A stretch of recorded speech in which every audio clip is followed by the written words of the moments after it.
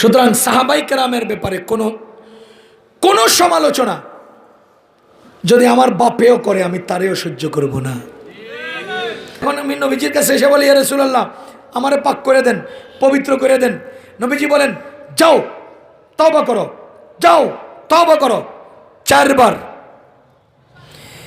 এরপরে যখন বললেন যে ইয়া রাসূলুল্লাহ আমারে পাক করে দেন, নবীজি কয় কিসের থেকে পাক করতাম ক।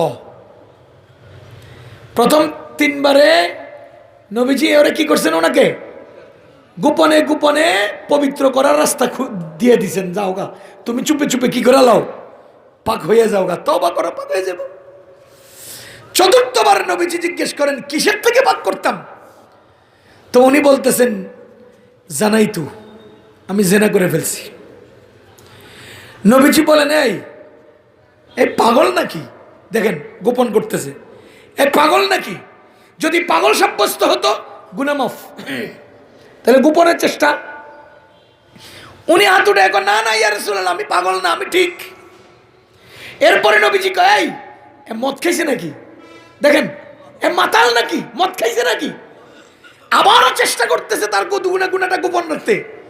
পরে তিনি বলেন না ইয়া রাসূলুল্লাহ আমি মদ খাই নাই। এবার পাশের থেকে একজন সাহাবী ওনার কাছে আসছে, আয়সা ওনার মুখটা কেমনে হা কইরা নাক দিয়ে শুইয়া দেখছে, দেখে যে মদের গন্ধ নাই। পরে ওই ব্যক্তি বলে না ইয়া রাসূলুল্লাহ উনি মদ খাইলে তো গন্ধ আসতো, মদ খাই নাই, গন্ধ লাগে না। পরে নবীজি বলেন তাকে শাস্তি দাও, তখন তার উপরে শাস্তি প্রয়োগ করা হয়েছে। এবার আপনারা বলেন এই লোকটা যে গুনাহ করলেন, এই গুনাহের জন্য স্বয়ং নবীজি 6 বার তার গুনাহ গোপন করার চেষ্টা করলেন, অথচ কিতাবের বর্ণনায় 1500 বছর পরের আমি নগণ্য একজন মানুষ, আমি সাহাবীর গুনাহ জানলাম, অথচ আমার মতো গুনাহগার নাফরমান আপনাদের মতো লোকেরা গুনাহ জানলেন না, আমার গুনাহ আপনি জানলেন না, আপনার গুনাহ আমি জানলাম না, সাহাবীর গুনাহ আপনি কেন জানবেন?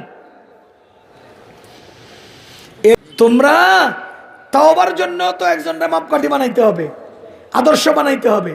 তো নবীজি তো মাসুম, নবীজি তো মাসুম, তওবা করলে গুনাহ করলে তওবা কেমনে করবা, এটা নবীজির সাহাবীর দ্বারা যদি তুমি না শিখো তাহলে তুমি কিয়ামত পর্যন্ত উম্মত তওবা কিভাবে করবা?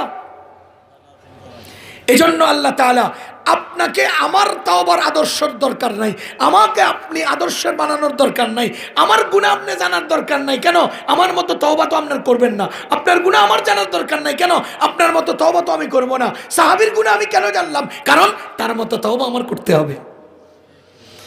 কথা কি বুঝতেছেন আপনারা? সুতরাং মুসলমান, সাহাবায়ে কেরাম সত্যের মাপকাঠি, আমরা হলাম সেই সত্যের অনুসারী।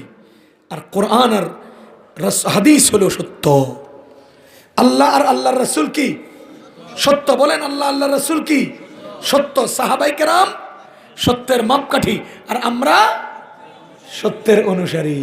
এটাই হলো আমাদের আহলে সুন্নাত ওয়াল জামাতের মূল দাবি, মূল কথা, উলামায়ে দেওবন্দির মূল দাবি, মূল কথা। আল্লাহ আল্লাহর রাসূল হলেন হক, আর সাহাবীগণ হলেন মেয়ারে হক, আর আমরা হলাম মুত্তাবিয়ে হক।